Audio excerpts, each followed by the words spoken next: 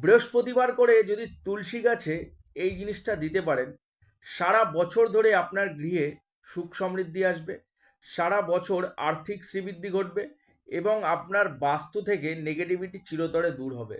কারণ তুলসী গাছ আমরা সকলেই জানি মা লক্ষ্মীর প্রতীক, তাই তুলসী গাছকে যদি সন্তুষ্ট রাখা যায়, মা লক্ষ্মীর কৃপা আপনার উপর কিন্তু চিরতরে বজায় থাকবে বা আপনার গৃহে চিরতরে মা লক্ষ্মী বসবাস করবে। কি করতে হবে? বৃহস্পতিবার দিন তুলসী গাছে দুধ অর্পণ করতে হবে। কখন করতে হবে? অবশ্যই স্নান সেরে সকালবেলা শুদ্ধ বস্ত্র পরিধান করে তুলসী গাছের গোড়ায় দুধ অর্পণ করুন এবং একটা ঘিয়ের প্রদীপ জ্বালুন।